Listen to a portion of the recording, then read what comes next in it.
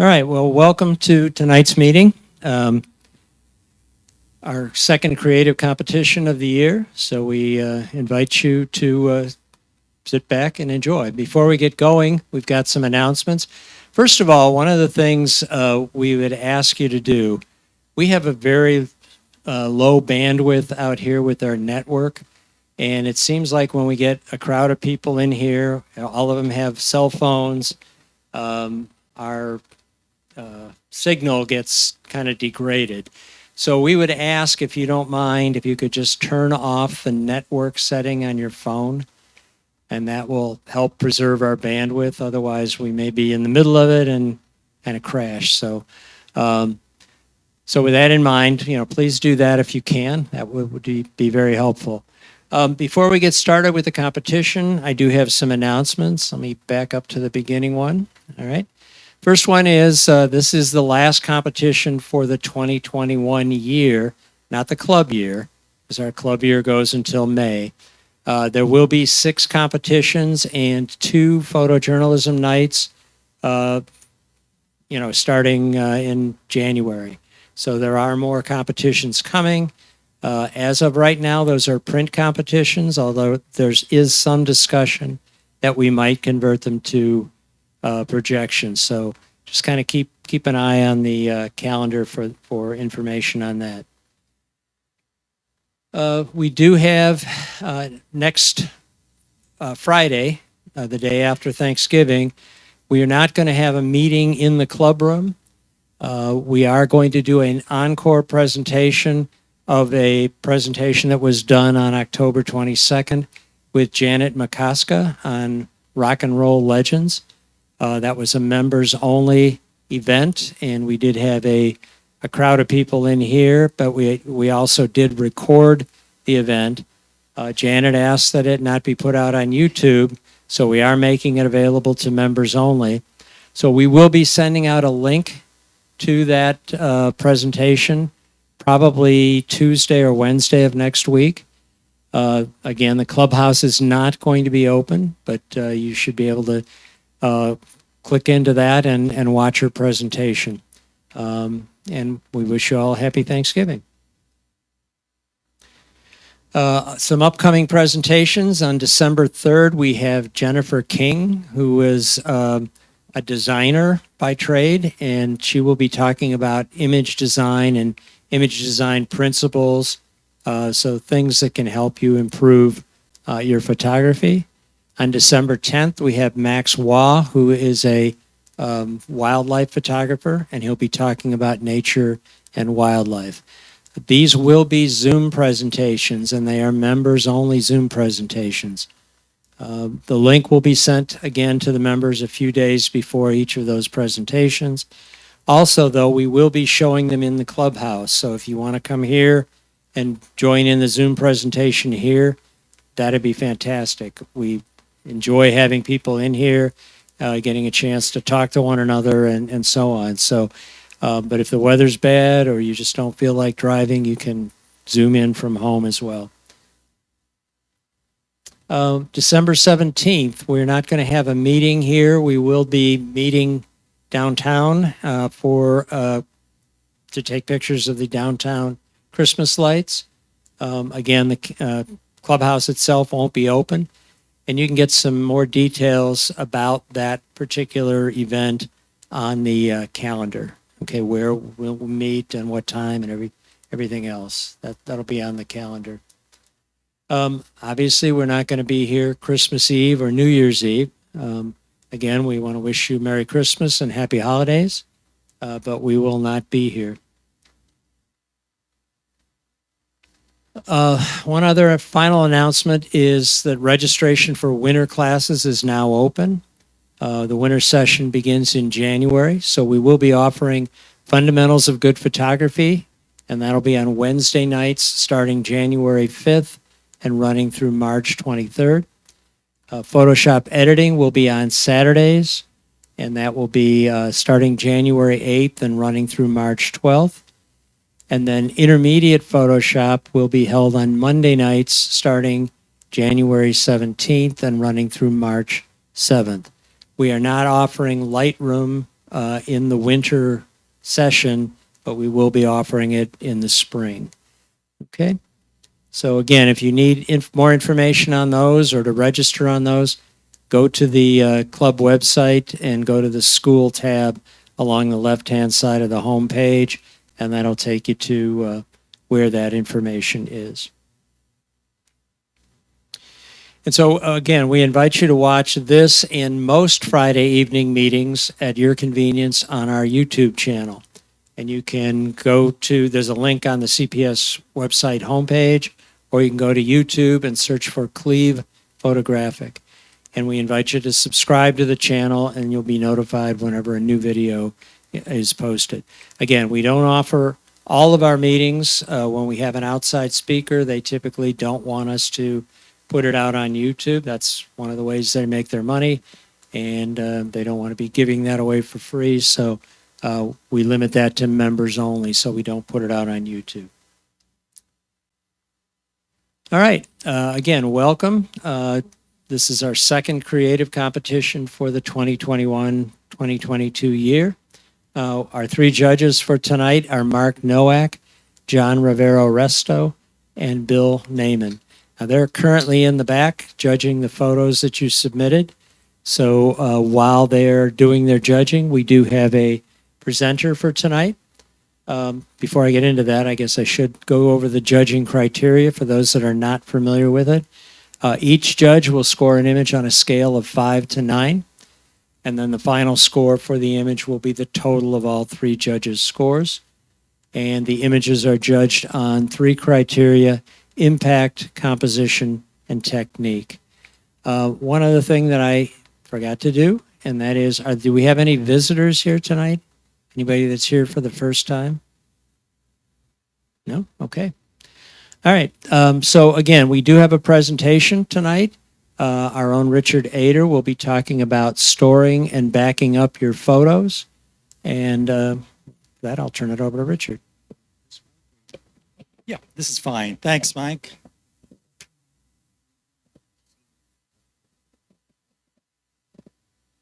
Okay. Do I have is this my mark?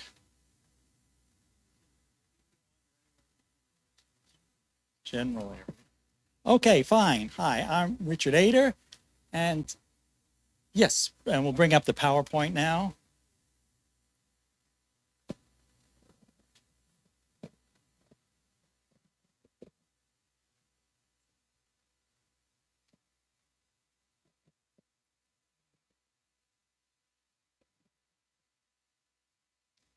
We are bringing up the PowerPoint. Go to the beginning.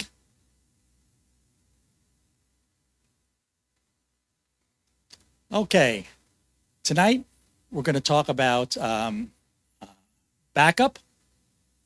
And oh, do you have it on automatic going through? Yeah, why don't you? No, it should be manual.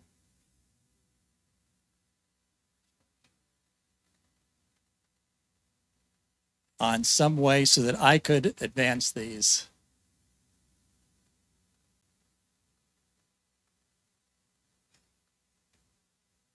Is there a click there, use timings, or I don't know.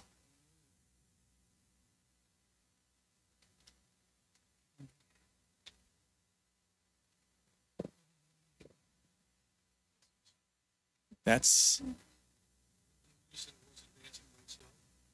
yes, I wasn't. Try, okay. Let's see if it goes now on its own. I don't have the clicker.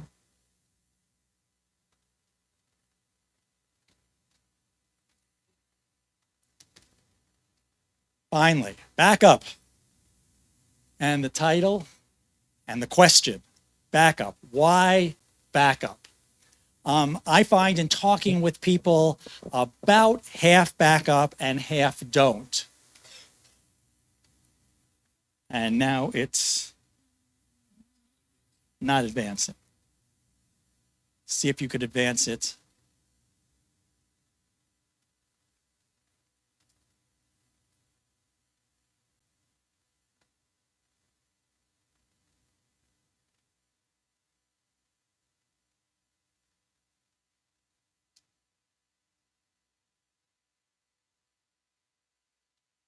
We'll try it with the arrow keys because there's animations. Okay, that's fine. Okay. I'll tell you when to advance. Okay. Starting again. Back up. Yes, you. Next one. Your hard drive, if you're doing this long enough, your hard drive will crash. A memory card will fail. An external drive will crash. It will happen over time. So just playing the hunch that it won't happen to you is not going to cut it, really. Next one. No.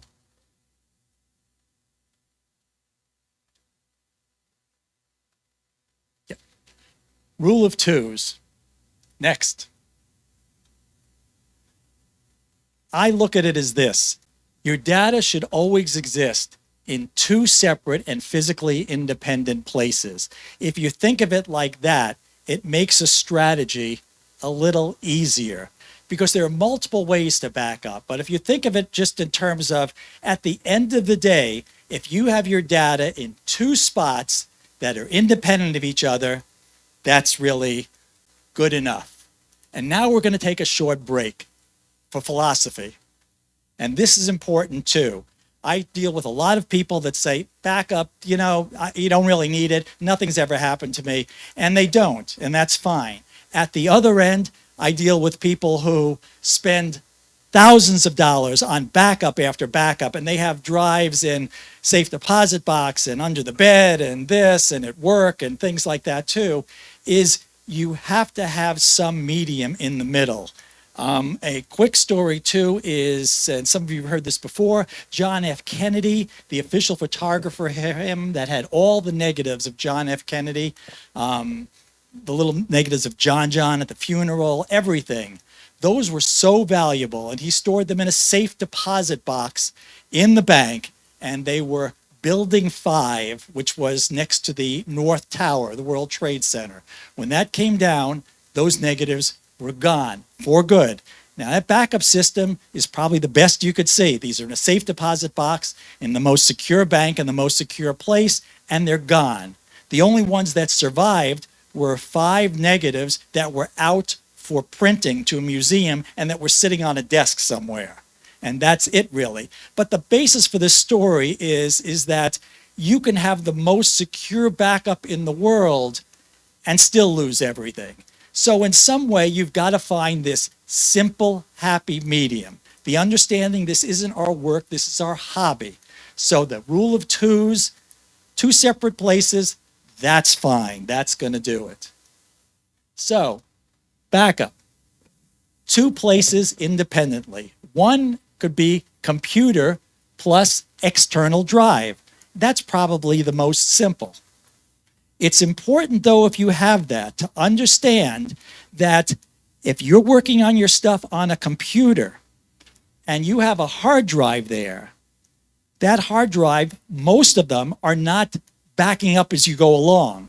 So people usually back up once a week, once a month, once a day, something like that. But you're going to have to sync somehow your computer to your external drive. That could be something as simple as once a week, just erasing the hard drive and copying everything over. Some hard drives have automatic syncs that will sync on a daily basis and move your data onto it. But you have to have some kind of syncing system. The external drive just can't sit there. So again, you could use either the system on the external drive or you could do it manually, but computer plus external drive is one system. Next.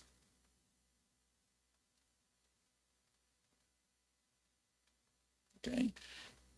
Understand that most people that have an external drive hooked up, keep it hooked up to the computer all the time. That's fine as long as you understand that there is a potential problem.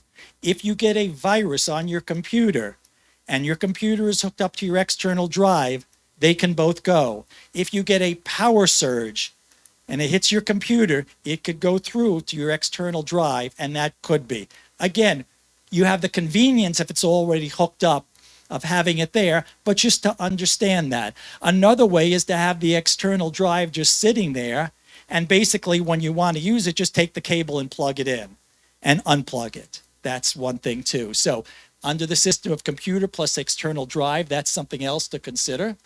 Another way is computer plus an online service. There are multiple online services, and I tend to find these very, very convenient. One is Dropbox, where everything that's on your computer, when you make a change, the instant you make the change, it's made in the cloud in Dropbox.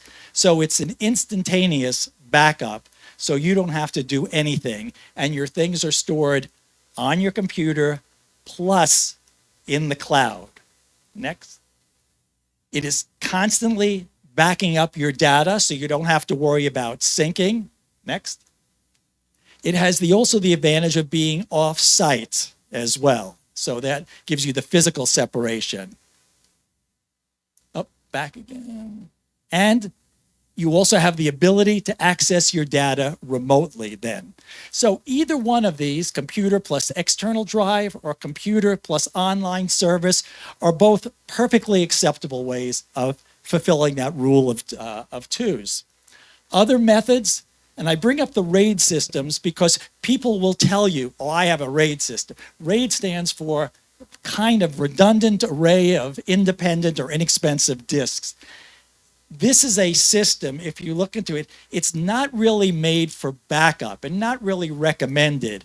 It's designed really for businesses with large amounts of data that backs up and is able to access them and write to them fairly rapidly. But it's not really a backup system. So if you hear about it, don't worry about it. There's no real advantage and not really recommended as your backup. Now, one of the things to consider, and this is key, is if you have a large amount of data and a certain amount of that data is not used on a regular basis, consider archiving that rarely used data so it doesn't have to be backed up, and we'll go into just what that means. Now, what to do with a large amount of data?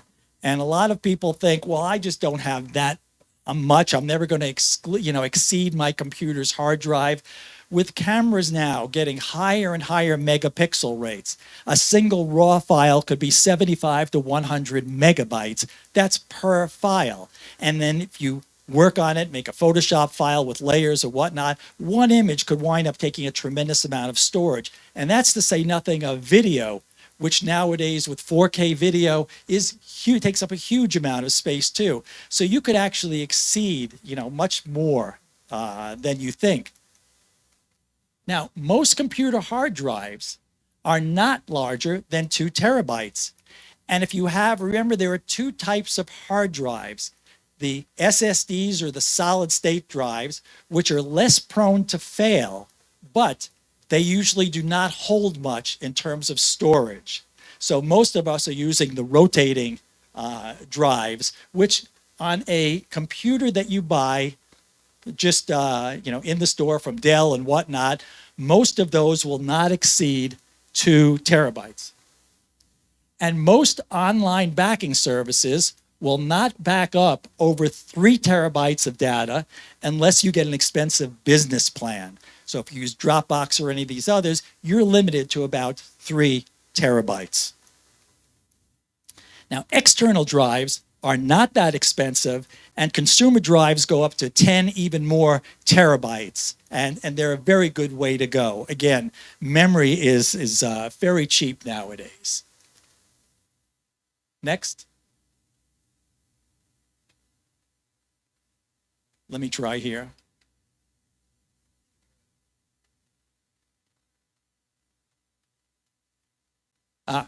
Okay. Now, a lot of you will fall under the 2 terabytes or less of data. Most amateur photographers who are getting started have less than 2 terabytes. So if that's your case, that's fine, because you could just use your computer hard drive as one of the computer hard drive and an online service, or your computer hard drive and an external drive. So with that 2 terabytes, what sits on your computer is one place for the data. So your computer hard drive is one place. And then you just choose your other, either an online service like Dropbox or an external drive that just sits next to your computer. So less than 2 terabytes of data, it's fairly simple. Just choose one of those methods and you're done. Remember, if you're going to use an external drive, to have some way of syncing that to your computer manually, once a day, once a week, once a month, but some way of duplicating this data onto your external drive. Or, as I said, some of the external drives you buy will have a program to automatically do that. Now, if you have data greater than 2 terabytes, there are 2 different strategies to use. If you have a lot of data, one of these 2 strategies, depending if some of your data is used regularly and is able to be archived. So let's say you have a large amount of data, but a good portion of that is the stuff you took in the 1970s and your trip from 10 years ago, things that you want, but you're not going to necessarily be working on every day. There's not really going to be any changes. Then you need to have that stuff backed up, but not really on a regular basis. So we break it down into the 2 categories. If you have greater than 2 terabytes, either all your data is being used regularly, meaning I have 8 terabytes and I'm using all of this all the time, or some of your data of that 8 terabytes is not being used regularly and can be put away off to the side. Now, bear with me on this. Let's say we have 5 terabytes of data.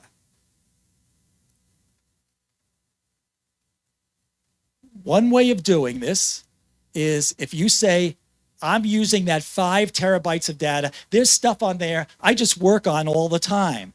So you need that available all the time, and it's going to be changing. So you could have your 5 terabytes on an external drive, nothing on your computer. In other words, everything on that external drive, all of your pictures, videos, things like that are on that, attached to your computer. And then a second external drive of 5 terabytes for backup of that. So now all of your data is on this one and backed up to that. And this one is connected to the computer. So it functions. You get onto your computer, turn it on, and instead of your hard drive, which is C, you're just going to D, which is your external drive. So when you're working on your computer, the fact that it's on your external drive, you don't really see the difference. So as long as this is hooked up to the computer, and you would keep this hooked up all the time, it functions as an arm of your computer. So you're working all the time on this 5 terabytes, but it's not physically on your C drive. It's sitting off to the side on that external drive.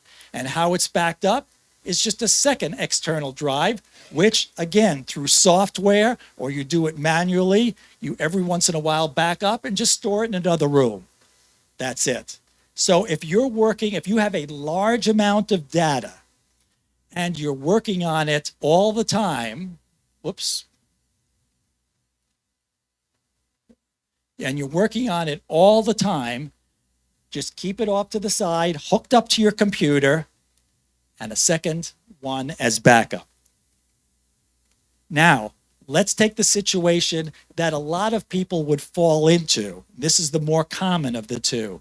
You have 5 terabytes of data, but 3 terabytes, you say, that's the stuff from 20 years ago. Yeah, I want to look at that stuff and have it, but I'm not going to be working on this on a regular basis. The odds are very low I'm going to really have to do something from this. If I need it, I could get it, but I don't. So in that case, let's say 3 terabytes could be archived. It's stuff you don't use regularly. And 2 terabytes are the stuff from the last 2 years that, yeah, I'm liable to go back and rework on and whatnot.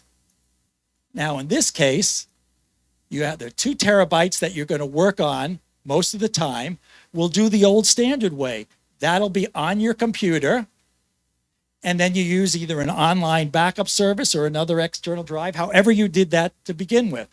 That's just it. So 2 terabytes of what you're working with, and you have your second backup for that, and that's it.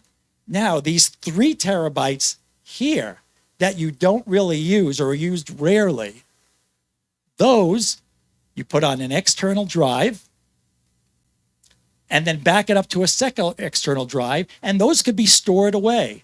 Because remember, we've backed up this data now in 2 places, so it's got a double backup, but this one here, you're not going to be going into very often. And if you do, you're just going to look. You're not really going to work on something.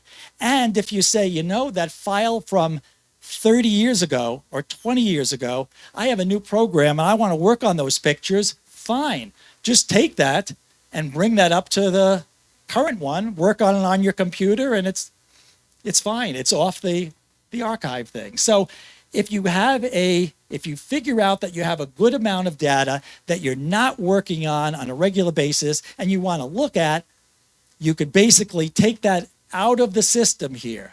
So this is on 2 external drives, and they are just stored somewhere, or one of them could be just put next to your computer but not hooked up.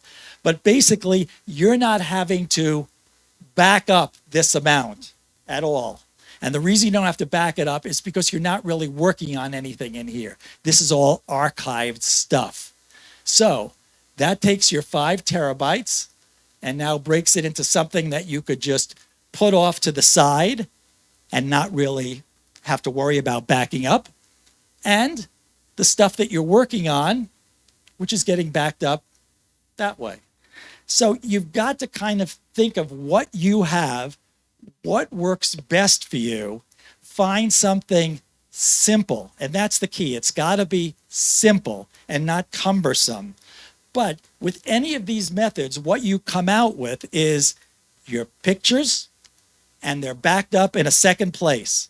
And that's really about as good as you could get. Anything more than that is just, you're probably doing more than is needed. And once you do one of these, it might seem complex, but it's done. As I said, this 3 terabytes of archive stuff, you never have to touch again. You can access it any time, but you're not rebacking it up or doing anything. It's kind of taken out of the system. The other thing to consider, for under $20, I'm not selling these, is from Amazon, is a little safe bag. And this is a fireproof and waterproof bag. And any kind of external drive will fit in there. You throw it in there, throw it in the closet. If your house burns down, you're going to feel like crap, but you'll have your pictures as well. So basically, it's just a simple thing that's easy, and I just throw in there for that. Now, yes, I was going to ask. Before we go that, yes, question. Yes, it actually is. You could I have a 10 terabyte external drive thing, a big one in there, plus a smaller 4 terabyte one in there as well.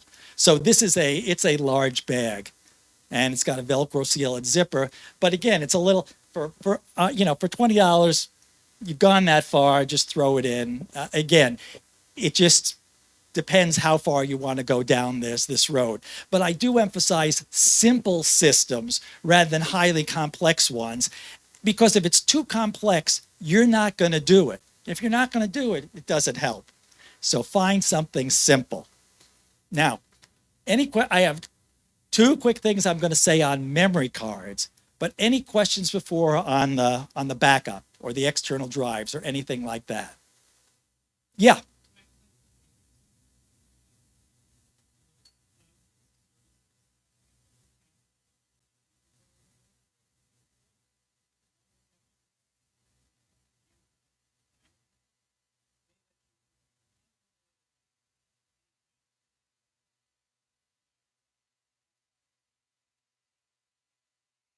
And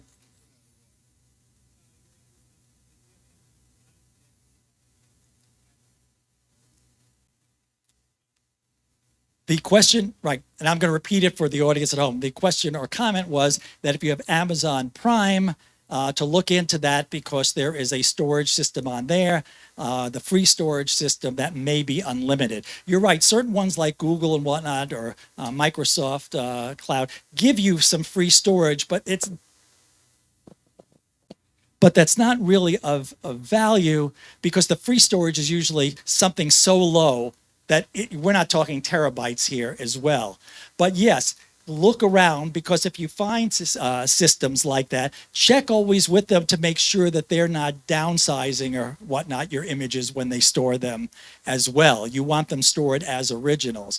But yeah, there are a lot of different choices for online services. Look around if you could find like that, if there are free ones that you're a member of already and give you unlimited, those all work fine too. The thing, well, is now that we've talked about this, and I don't know anything about the Amazon Prime one, but one thing that I'd be concerned with there is there are cloud storage systems where they are storing your photos. So let's say that means if I have a whole bunch of photos, a file of photos, I could put it up in the cloud there and it'll store it. But that doesn't mean if you work on some of your old pictures, the ones that are up in that's not synced, let's say with the storage in the cloud. And so if you work on some of your old pictures and they're also up in the cloud, those changes you made are not going to be saved in the cloud. You have to take them and physically replace the ones that are up there. Remember, cloud storage is just taking things like your photos and holding those. It's like the archive stuff. It'll sit it there. But if you're making changes every day, or you're working on let's say you work on 10 pictures and make changes in Lightroom, the duplicates up in the cloud are not going to change on most of these storage services. So that is not really backing up. Storage services like Mozy, Dropbox, things like that, automatically sync. So in other words, you work on 10 files in Lightroom, and when you save those are instantly changed in the cloud. So that is backup. So my caution on the others are those would be great, like that Amazon Prime system for that archive stuff. If you have a bunch of terabytes that you're not going to be using and you just want access to, that's fine. But that's not really a sync system. Are there any other? Yeah.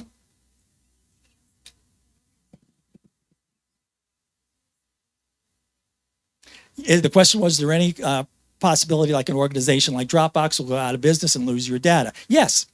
But then again, Adobe, all my stuff is in Photoshop, PSD format.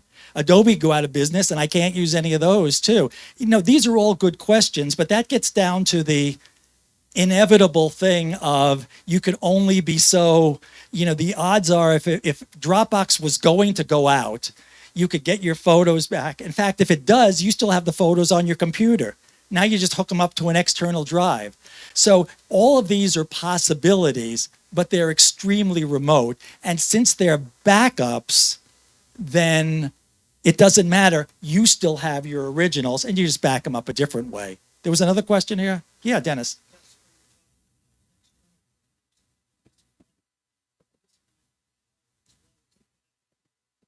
Yes.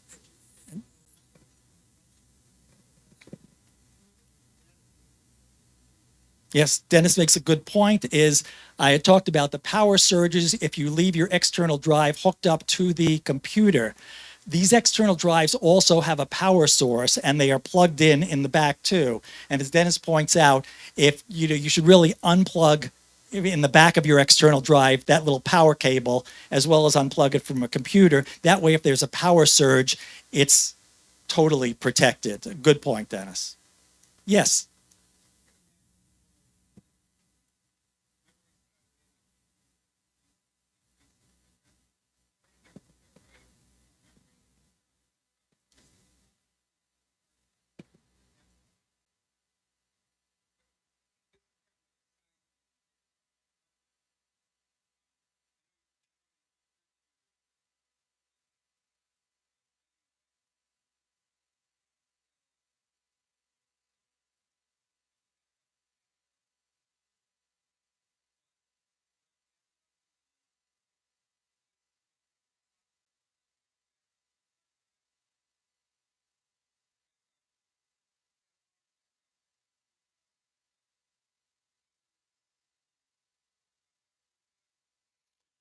Yeah, Mike, you want to, with the catalog, how do you're probably more an expert on that.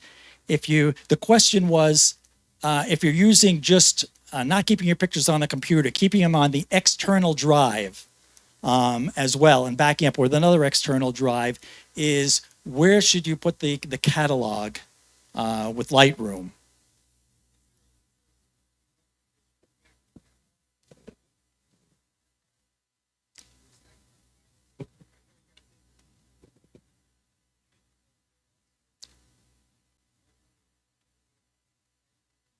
Okay. Well, with Lightroom, when you exit Lightroom, it gives you the opportunity to back up your catalog.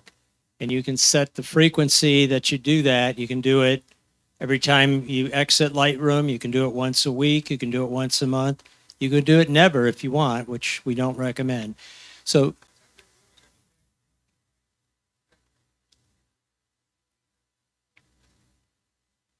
where is the original catalog?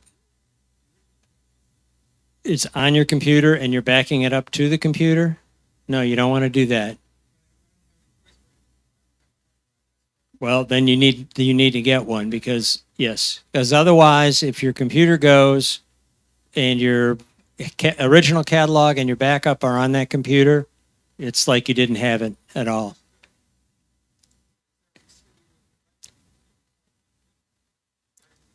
Yes, yeah. We there's if you go into catalog settings. So the question was, is there something in Lightroom that allows you to tell it where to do the backup? Yes, there is. Okay, if you go to catalog settings, it will ask you where you want your backup stored. Okay,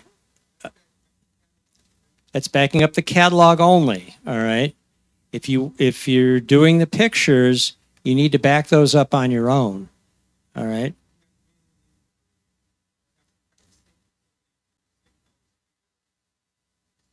Yes. Yes, you need to back pictures up separately. You either do it manually yourself or some kind of sync utility to back those up. Otherwise, I use the example in the Lightroom class of a library catalog. Okay, um, if I go into a library, the books are on the shelves. The catalog contains information about the books. Okay, same thing with your computer. Your files are out on your hard drive. Your catalog is a single file on that hard drive. If the library burns down, if I've taken the catalog out and stored it somewhere else, made a backup of the library's catalog, and the library burns down, I got the catalog, but I don't have the books. Okay. So you need to back up both. Lightroom will allow you to back up the catalog wherever you want, and I would back it up to a spot different than where your original is. But then it's up to you to back up your pictures separately. Okay?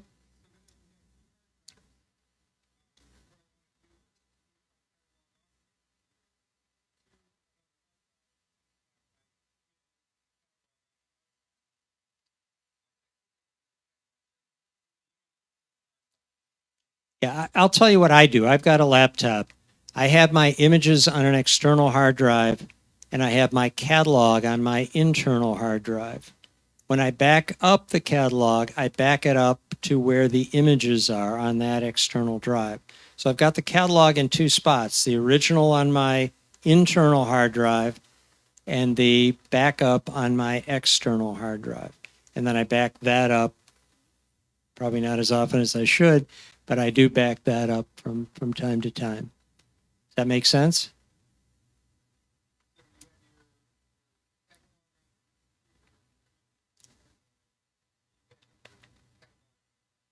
Yes, exactly. Okay. The images, I will do a backup. I try and do it once a month, but um, no, my images are on my external hard drive. And when I back those images up, I back them up to another external hard drive. Okay. Yes. Okay. All right. Are we ready to with the judging? They're ready. All right. Are you all set? Okay. All right. Well, let's take about a 5-minute break so that they can get the. Yeah. Thank you, Richard. Appreciate all your information. And Richard will be around if you have questions. So let's take about a 5-minute break, get you a chance to stretch your legs, and we can get set up for the competition. Oh, well, I don't know.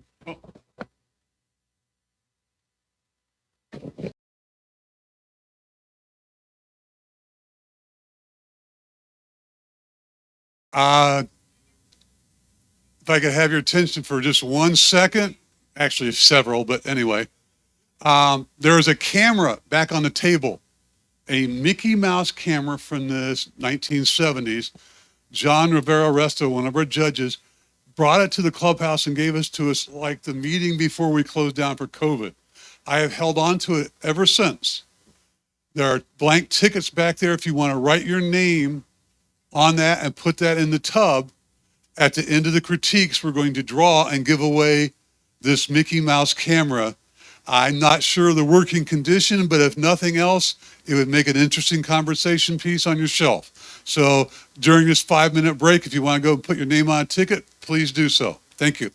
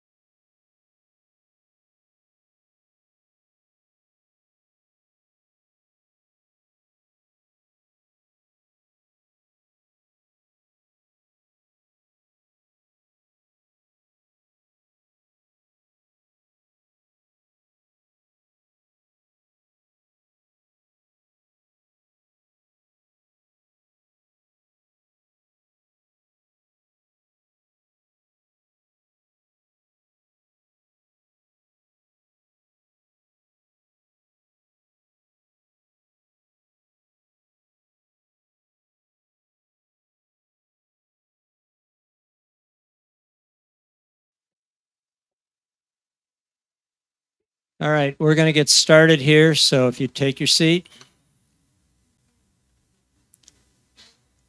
And I'm going to introduce the Chair of Creativity, Dan Sandy, and he'll give you a little introduction.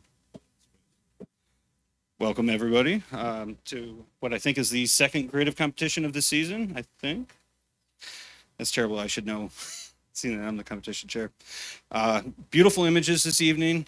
Unfortunately, there are just very few of them. I think we had a total of 37, which is quite light. I remember nights where we had 160. Granted, that was never for creative. Creative always gets low entries because it's very subjective. But that aside, beautiful images. Thank you again for coming and for entering. And I'm going to let the judges speak a little bit about themselves. I'll start with Mr. Nowak here. Turn those on for you? No, we didn't. Oh, no. Oh, look at this. I want this one. Hi, I'm Mark Nowak. I've been here several times. I do portrait photography, most anything else we can do. I've just started shooting classic cars, which is kind of fun. I just shot a 1985 Oldsmobile 442 the other day, which was really cool. I do a little photo teaching in Elyria where I can, and it's just a joy to be back. Thank you. Okay. That's muted. There. Hello, everyone. I'm John Rivera-Resto. I'm an artist. I do murals and I do theater. What else do I do? I do a lot. I'm delighted to be here. I'm going to tell you the best thing in my life, and that is I had two King Charles Cavaliers, adorable. And every day, without fault, I open my eyes. They're looking at me, waiting for me to open my eyes to greet me, jump over me. Followed by the voice that says, "Good morning, my honey, coffee?" And that's my wife. It totally makes my day every day. But the other thing that makes my day is actually to be here because this is so different to the normal things I do that I look forward to it. So it's a pleasure to be here again. Thank you.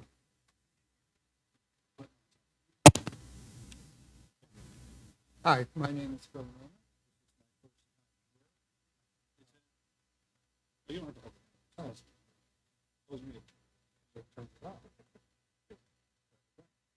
Hi. Oh. Never worn one of these either. Hi, my name is Bill Naiman. This is my first time here. I'm retired from NASA Glenn Research Center. I consider myself a very avid hobbyist. Love nature. Getting into birding very heavily, and I do a lot of infrared, and happy to be here and looking forward to it. All right, with that, we're going to get started.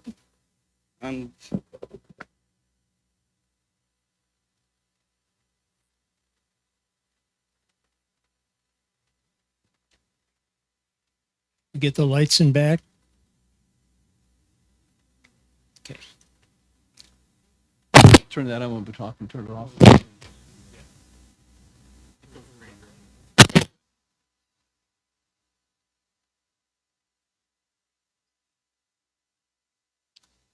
Wrong picture. Hang on a minute. Oh, I need to back it up. Yeah, there we go.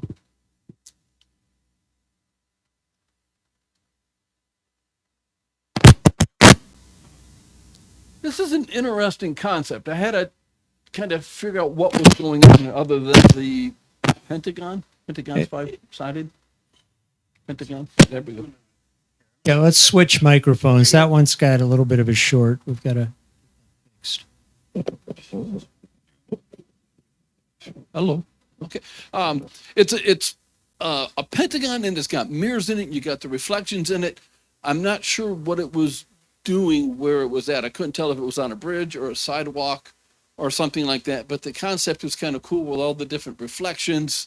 You'll probably hear me say several times tonight, I'm not crazy about skies in pictures unless they are dramatic and they add to the picture. So the highlights in the skies kind of draw your eye up to a bright spot. But other than that, this was creative.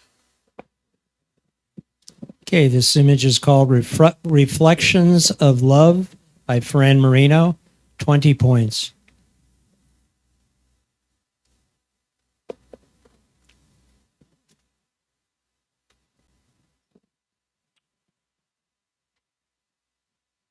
We have a sphere, more or less center on the frame, and it's a square frame, except that we're missing a little section on the top of the sphere being cut off.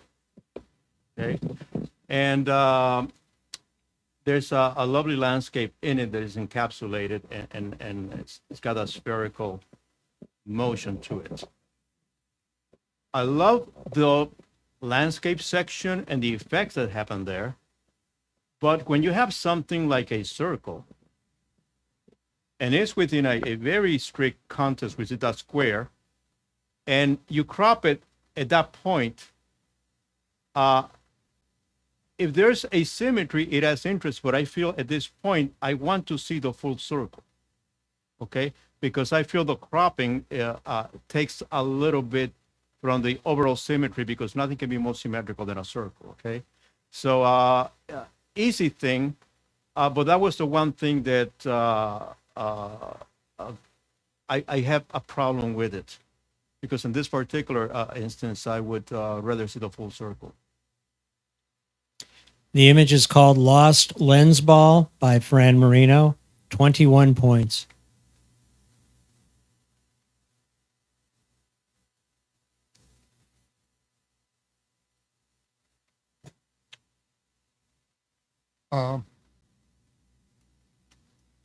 It's a tree with,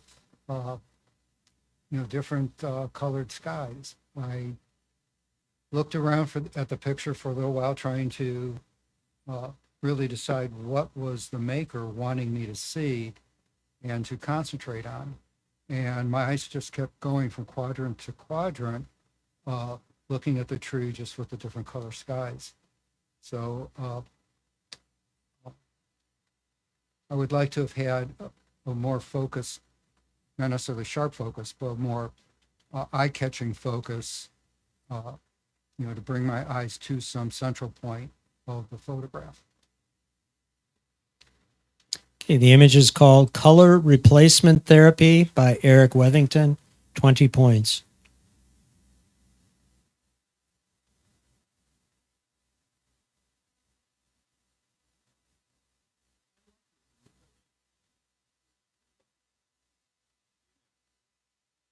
Here we go. Hello. I like this image. It's got a feel of a dated image. It's not a new image. It's got the whatever you have to make it look this old. I was trying to think of where we were taking this from. Is this the tail end of an airplane and there's another airplane coming up on it? The bullet holes in it are very dramatic of what's coming from behind it. So I think that may be it. I think the airplanes in the background add character and drama to the image. So overall, it's a cool image. The image is called Air Combat by Eric Wethington, 23 points, third place.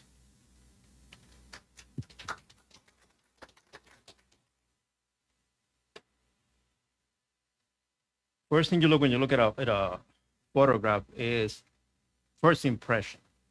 Does it wow you or does it not? And this one definitely does in many aspects. First of all, look at the composition. It's got that dark framing around, that background that frames all the subjects beautifully. And one interesting thing about it is the color scheme is within the same warm range. We're looking reds, oranges, browns, and yellows. Perfect. Even though white is not white, it's actually slightly tinted to that range. More importantly, look at the reflection at the bottom. And this is a mistake that many photographers or people who tend to manipulate pictures do, which is they make the reflection as bright as the actual object. That is a mistake. It never is, unless there's a light right on it. And as a painter, I can tell you this is spot on. This is very, very good. The composition draws the eye right up. We're pulled to that big flower over there. And also notice the vanishing point or the horizon, which is just below the vase. It's not center, it's slightly lower, which adds a lot more weight to the picture, more balance, and just it pulls the eye to the right objects in it. Very excellent picture. The image is called Dahlias with a Copper Pot by Vicky Wirt. 25 points, first place.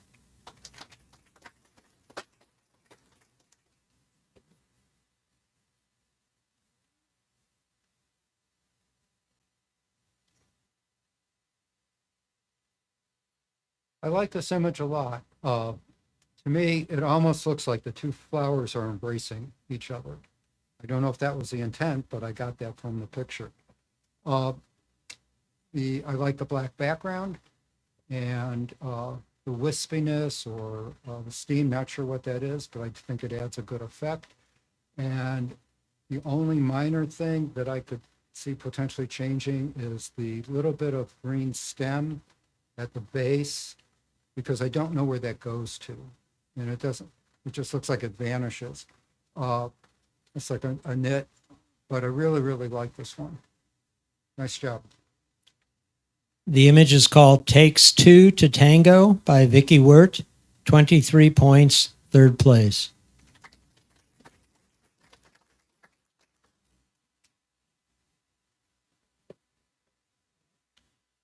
I like this image. Yes, I haven't been here a while, so I can say I like an image.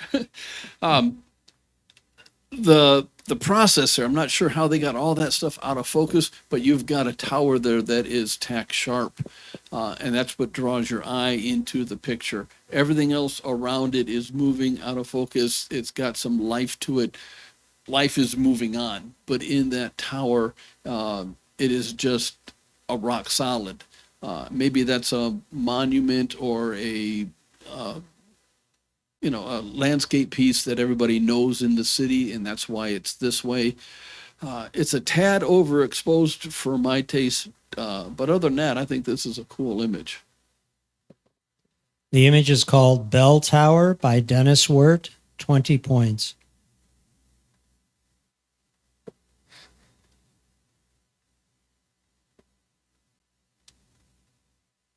I don't know if it is because I was watching Paul Newman in a movie that he made. My goodness, the title escapes me. Raindrops are dropping on my head. What's the title, please? The Sundance Kid. Bush, that's it. And they have a picture almost like this frame, and it brought to attention. I love this picture because it has that it had that nice sepia tone. Okay, it's a little nostalgic, and yet it's very modern. The people posing there, okay, are not from that long ago. The dog, the lady, the man, the composition is very good. The background is kept soft to make them out. And even though there's not a lot of contrast in this picture, okay, notice the black of the coat to the dress, it's very well balanced, okay? It doesn't pull one stronger than the other. So good pose, interesting subject, in kind of an old-fashioned kind of way that looks, makes it more warm and receptive. The image is called Maybell Homestead by Gary Marich. 23 points, third place.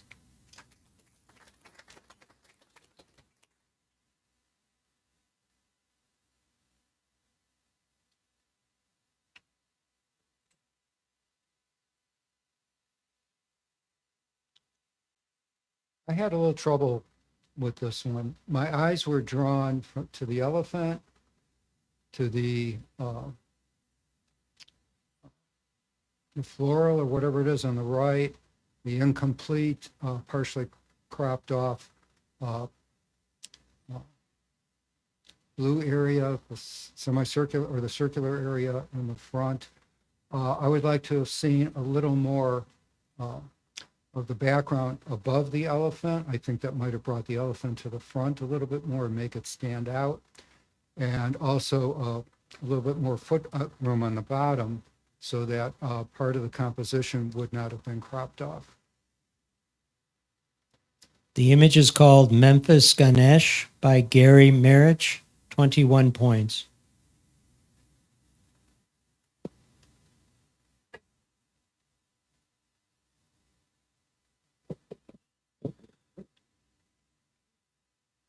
had a hard time trying to figure out what this was until I'm assuming that's two waterfalls on the right-hand side there and the water's coming down. I'm not sure if this is intentional movement in the camera where you twisted it just a little bit to get that radius in the green up on the top there, or this was something in Photoshop that you did. Either way, it's creative. I'm not sure what I'm supposed to feel. There's two waterfalls here, that kind of stuff, but I'm not sure what the photographer is trying to portray to me here. Other than that, I kind of like it. The image is called Wraiths in the Mist by Bill Keaton, 23 points, third place.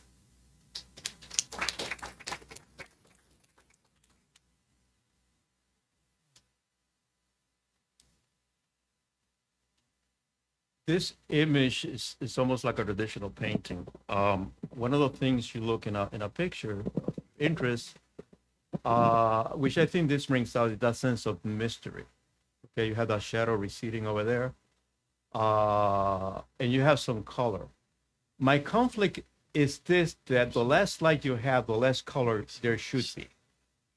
Okay, so I feel that the leaves turn to be in a different plane as compared to the receding background with those blues. So there's always a little bit of the background in the foreground and a little bit of the foreground in the background, in the blend. And I see some of it here. I like the composition, what it's saying. And those are the little things I'm nitpicking at it because I'm still analyzing it. I like it in general, except for the color choices. The image is called Shadow in the Trees by Bill Keaton, 24 points, second place.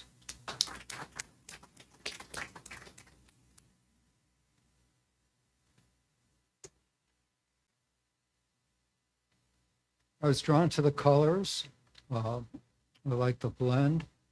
I did have to stare at it for a while, again, to know what the maker wanted me to see within the image.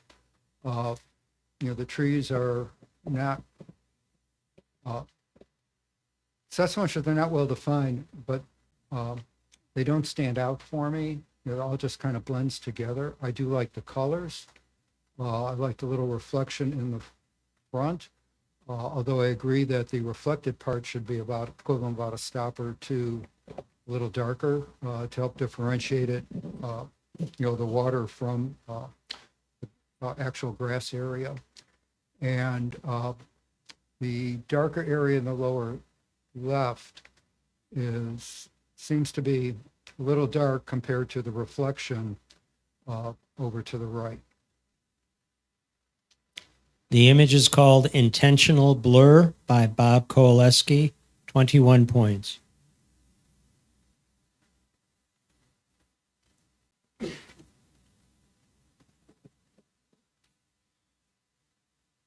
This is cool.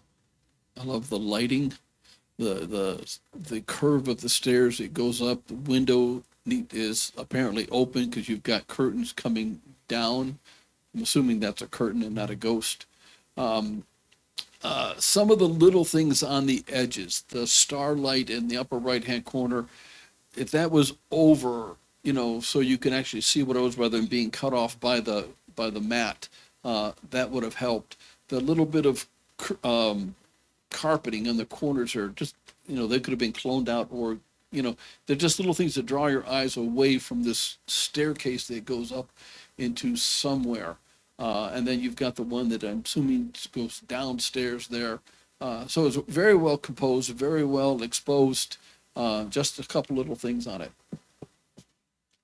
The image is called Plantation Stairs by Rick Foley, 23 points, third place.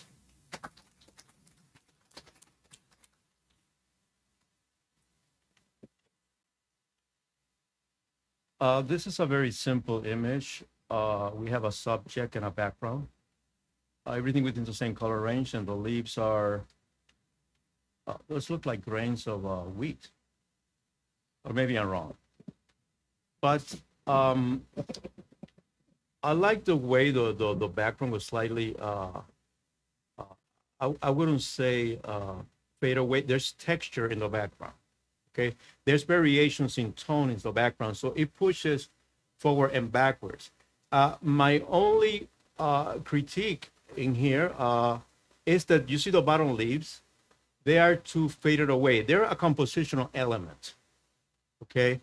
And those first three leaves glide the eye all the way down. Same thing with the stem, and then we hit that part there that seems slightly out of focus.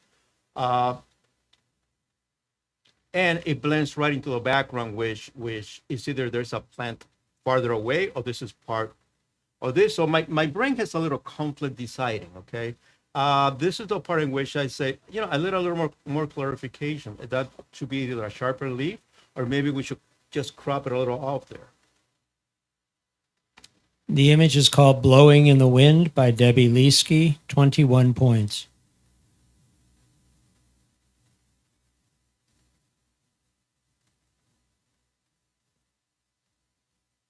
Your generation. Pardon? Your generation. Hey, come on. No, I remember them very well.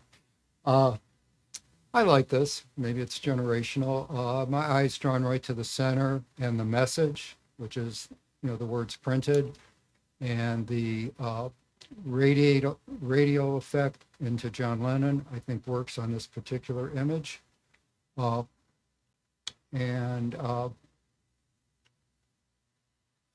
I really don't know what I would change on an image like this, but you know, with the Christmas of the word love and the way that's presented, I actually like the composition, and I think having John in there, a little bit ghostly or, you know, fading off into the you know, the radial blur, I think works very well in this image. The image is called Lenin Wall by Debbie Liske, 21 points.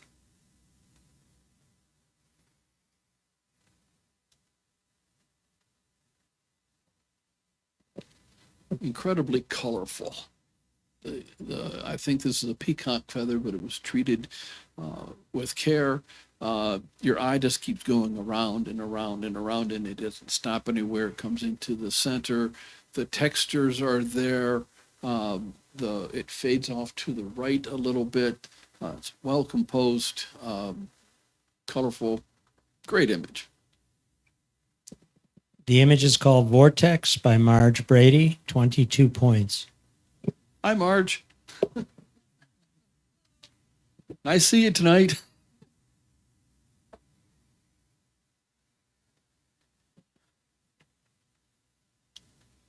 This immediately grabs you because it's a face looking back at you, or kind of, you know, it's either a sculptural bronze or it was manipulated. You don't know what it is. It's some kind of a wind god. Whatever it is, it has kind of a impact. It has a story. It has the that good coloring, the red and the green, which are the orange and the green, very complementary. They're called Michelangelo colors. And the expression is almost symmetrical, not exactly symmetrical, but I like the fact that unlike other images in which you kind of center the camera right into it, the edges around it take away from the center, from the image, and in this case, they're black. They recede. They throw it into the background, so they make it stand out. They give it a more three-dimensional form or sculptural form, and that's one thing I really love about this image. The image is called Medusa by Marge Brady, 24 points, second place. And that concludes the creativity section. And now we'll get going on Pictorial.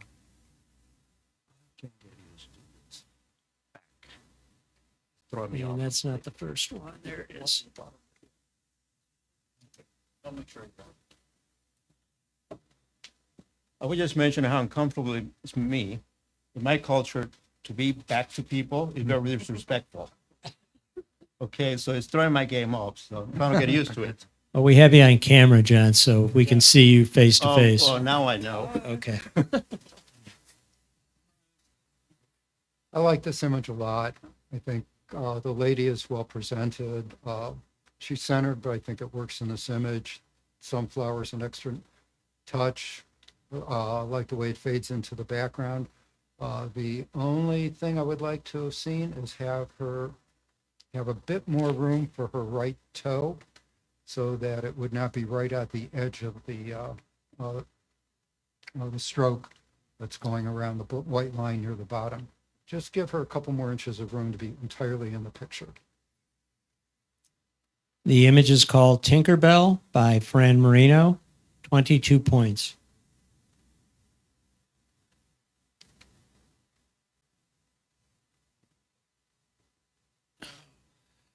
I think your idea is good here, but it's very overexposed. You've got color in the trees there, but your sky and the foreground in the water just has no detail in it whatsoever. You can try a couple things here on something like this. You can do HDR, and you could do it like a 5-stop HDR where you catch in your highlights and your shadows and blend them to there. I think the composition is nice. I think the picture would be nice, except you just really need to work on the exposure here. The image is called Hinkley Lake Color by Eric Wethington, 19 points.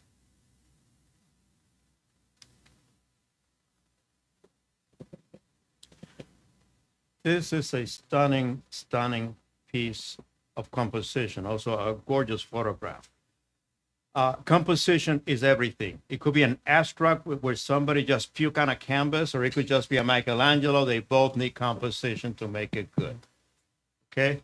And this one has line, and lines together make patterns, and patterns can overlap. And here we have the lines leading the eye. We have the pattern over layer on top of a pattern.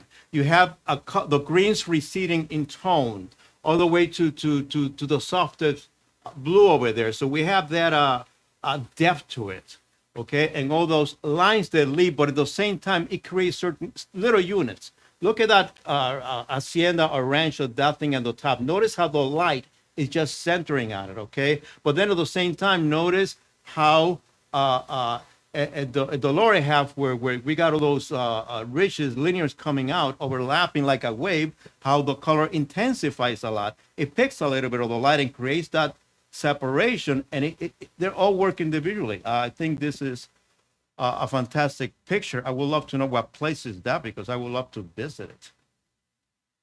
Well, it's called Douro, Douro Valley by Dennis Wirt, 26 points, first place. And it's a better title. That was gorgeous. It is gorgeous. Where is that, Dennis?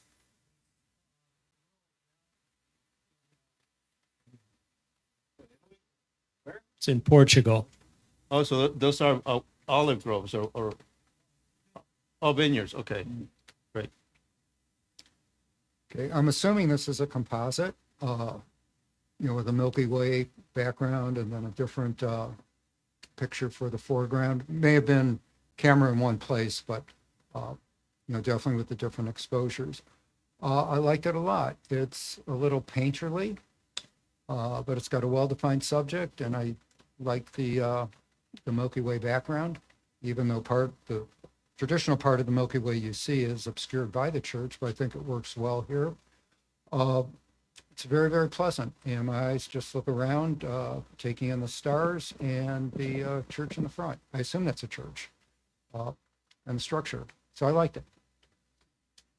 The image is called The Black Church by Bob Kowaleski, 22 points.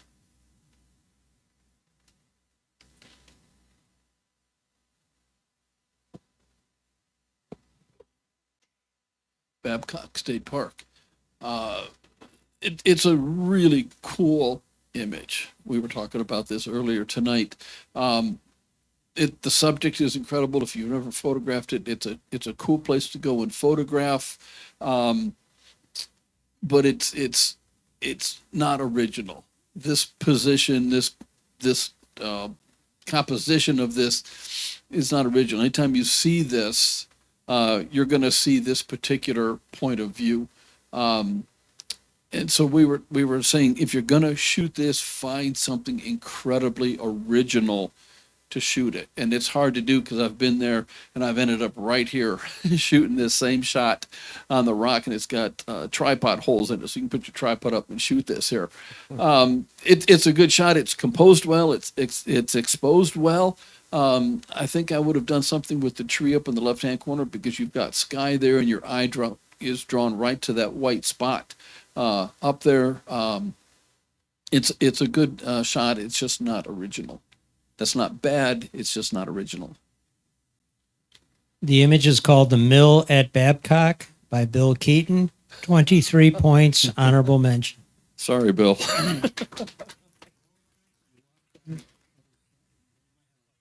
Yeah. I really like this image. If you're gonna photograph a waterfall, I want to see it right there. There's changes in the water and the exposure. There's a lot of juicy details for me to look at, and then on the background, I see that pathway, or that road, that kind of breaks the image.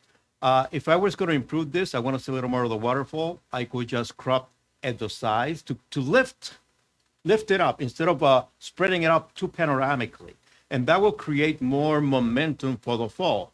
That is so important when you crop. Am I going to crop horizontal? Am I going to crop vertical? Upright to consider. And here, by cropping at those sides, even that little tree that goes in the back emphasizes that upward movement. And I think it will be fantastic. So I really love the way it was photographed. I think the light was just right for to get this particular effect. And one of the better waterfalls, and believe me, I have seen thousands in here. The image, Good job. the image is called Avalanche Falls by Vicky Wirt. 23 points, honorable mention.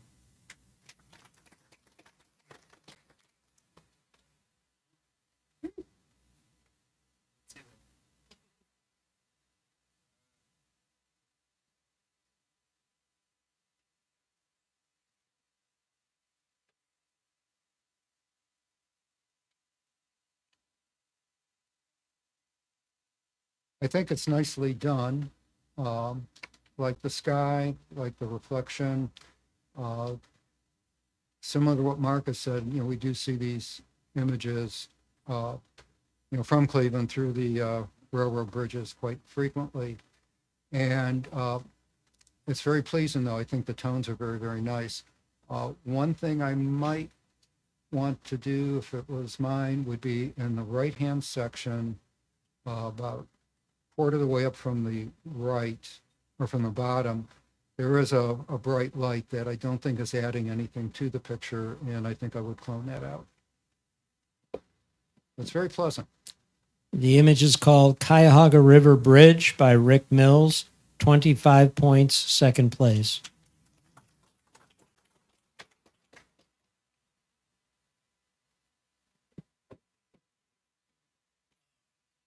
Just kind of a lonely place to sit and take a picture. The composition is good. The clouds coming in are good. Again, I would have cropped down an inch or two on that blue sky. It doesn't really add anything to what you're looking at, which is the foreground and the lower part of the clouds and the rocks. If you could get back at a different time of day when you're shooting images like this, I realize that's not always an easy thing to do, but if you can, the light on this image would make a dramatic, either morning light or that golden hour at night would make a dramatic difference in this image. The image is called Grand Junction Valley by Gary Marich. 21 points.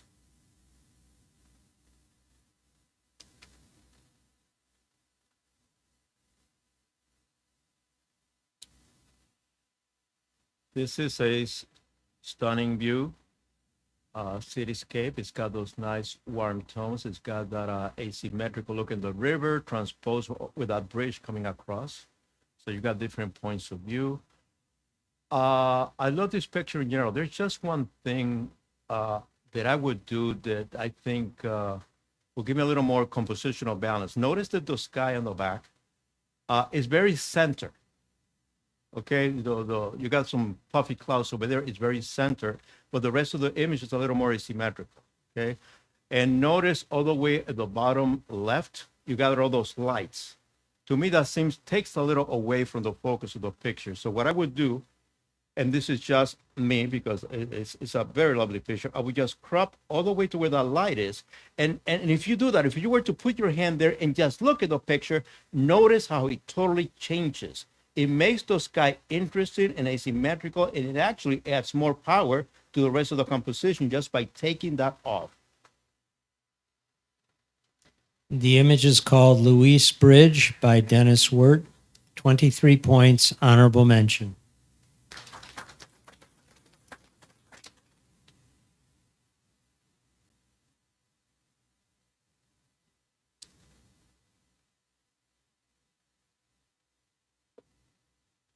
Yeah, I looked at this and the three trees in the front seem to be the focus intent from the maker because they seem to be the sharpest. I think the tree in the middle is distracting.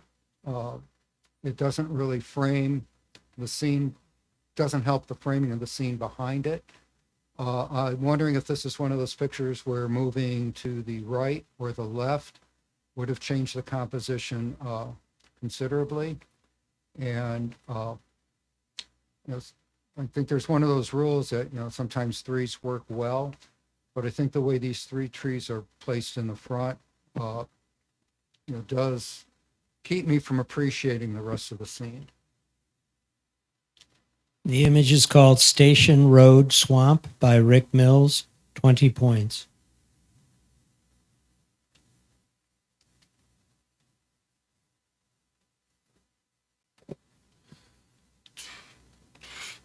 I loved this image. It's a great place to sit and have a cup of coffee, enjoy the morning or the evening light. The colors, the composition, the way it's just taken. The reflections in the water. I couldn't find anything wrong with this image at all. This is a cool image. Well done.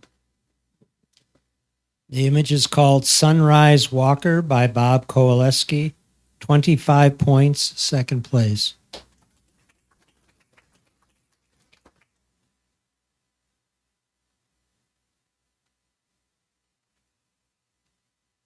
Love dramatic skies. I love to paint them. I love to see them.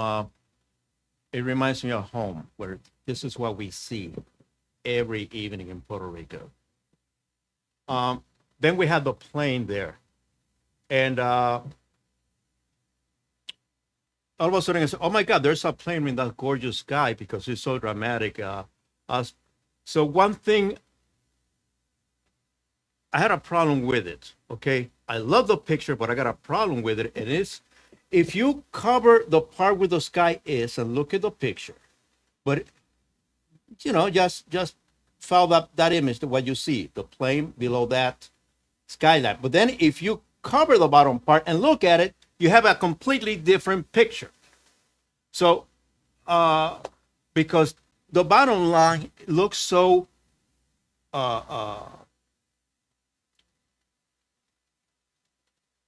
lack of detail, let's put it that way, so plain, so straight, so clean, so simplified with those lines that it seems to take away from the dramatic sky. So my brain is playing back and forth with it. And in the process, I lose a little bit of the focus there, the subject, which is the plane. Okay. So I think what I would do with it, even though it's still a stunning picture looking at it, unless you are like me, whose brain plays games on you, is I would train to crop it in, crop the bottom white line at the bottom, okay, get a little tighter on the plane, and that would, I think, visually tie it all together and make it a more powerful image, because all of a sudden the plane pops out more and not just a gorgeous sky. The image is called Lucas Oil Pits by Rich Foley. 23 points, honorable mention.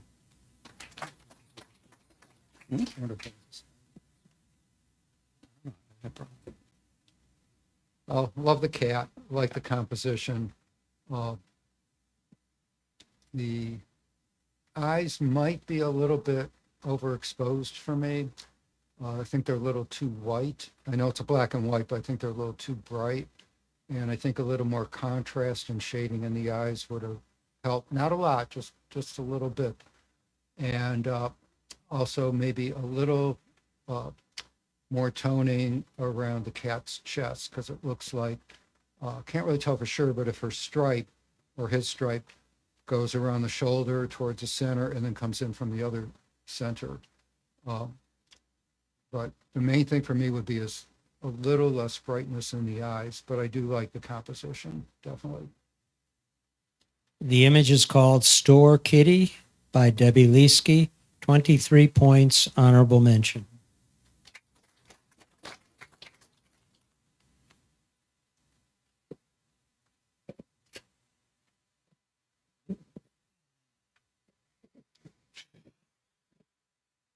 Kind of a cold morning to be out shooting. At least it looks that way from here. I'm not sure if the photographer wants us to see the water kind of blurry by with kind of a longer exposure, or she wants us to see this dramatic foreground with the rocks and sticks and all that kind of stuff. I just kind of went back and forth between the two of them. The background is lit, so I'm not sure what all it's distracting, little white lines, that kind of stuff. That could be cloned out or just cropped down a little bit. So my suggestion would be just tighten it up a little bit.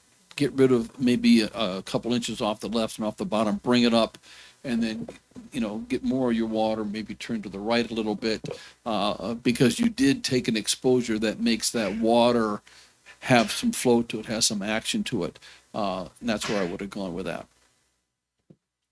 The image is called Lock 29 Rapids by Rick Mills. 21 points.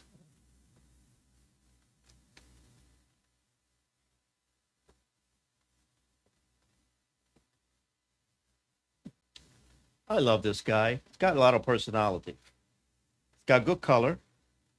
The photographer just went for it. Color is great. It just pops out. The background is simple, minimalistic, it's dark, it's just framing it. Okay? And that alone makes the color pop even more. One thing I noticed in the picture, when I look at these kind of backgrounds, I said, did this person kind of went with Photoshop and kind of touch up the bathroom and make it darker? And here's the giveaway. Many people, when they do that, just make a straight edge. It looks cookie cutter. But when it's natural, anything that's rounded is softening in the edges. Anything sharp, like the beak, will be absolutely sharp. Okay? And in general, here it makes it stand out. I would like maybe that the camera will pull up, so give us a little more headroom, a little more towards the beak, etc. But in general, I really like that this is straight in your face, interesting, just picture, pleasant to look at. The image is called Parrot Close-Up by Rich Foley. 24 points, third place.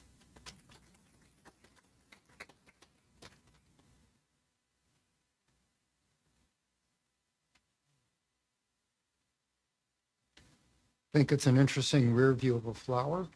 I think it works. I like the water droplets. And I actually like the water droplets off to the side that might be on other flowers in the background, and the lighting has been dropped off towards the back or toned that way. The only distraction that I'm seeing, I mean, I like the picture. The only distraction I'm seeing is left-hand edge, just about centered, a little bit below center. There's a little element of something else, and it draws the eye away to a little degree of, from the primary subject. So I would see how the image looks with that little curly part of a leaf cloned out, because I don't think it's really adding to the subject. If I may just make a little comment, because it follows what I said before. Notice how the bottom edge of the flower is burned. It is so sharp and crisp, I could have cut that with a pair of scissors. Okay, it just takes a little bit away from the reality. Like I said, rounded areas are softened down. That's a painting technique that the photographers use all the time. It just takes away the illusion of depth. So be very careful with that. The image is called After the Rainfall by Marge Brady, 22 points.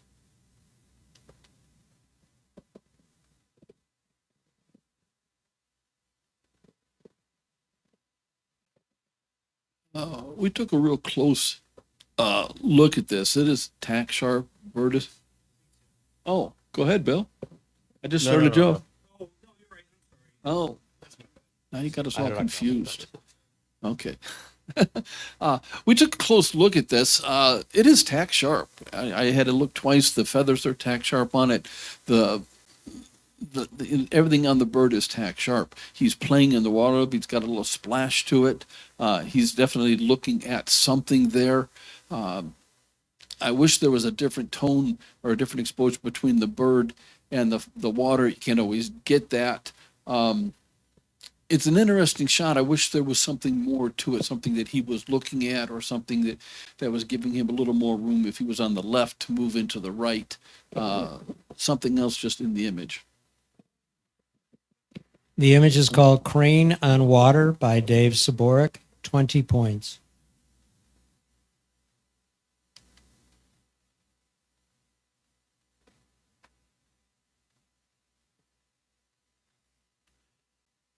Another night image, and think back at the previous one that we saw.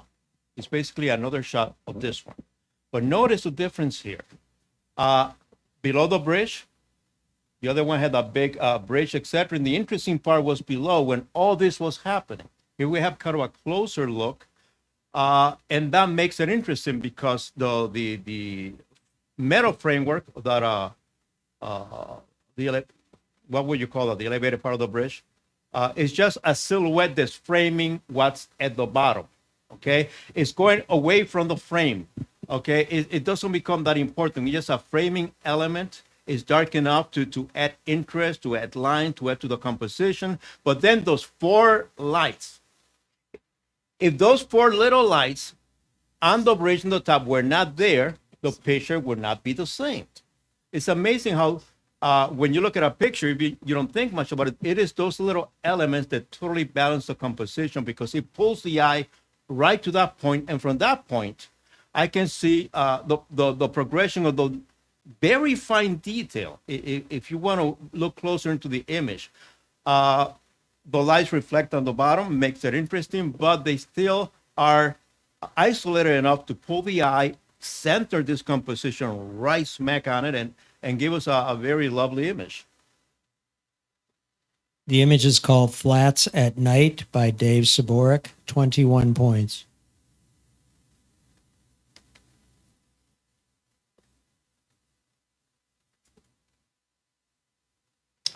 I like this tree. It's a little bit of a reverse in that typically the brighter part of the picture is our subject and our eyes are drawn to that. But the way the tree stands out from the brighter background works really, really well for me. I think it's nice that it's off center, a little bit to the left. It's a very pleasing composition. And I don't have any suggestions for improvement. This one I found very, very nice. I like it. Works. The image is called Along the River by Dave Saborik, 24 points, third place.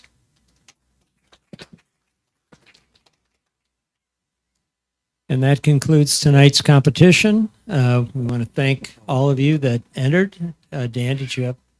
Yeah, I just wanted to say the judges will be around just for a little bit. So if you wanted to ask them any questions about your images or just talk to them, get some more insights, hopefully they will make themselves available. Or if not, they'll be running. And that's their prerogative. But thank you again. You guys are awesome. Did a wonderful job. Bill's going to do his drawing now, and I'm going to hand this over to him. Yep. Going to draw the camera that John was so gracious to donate.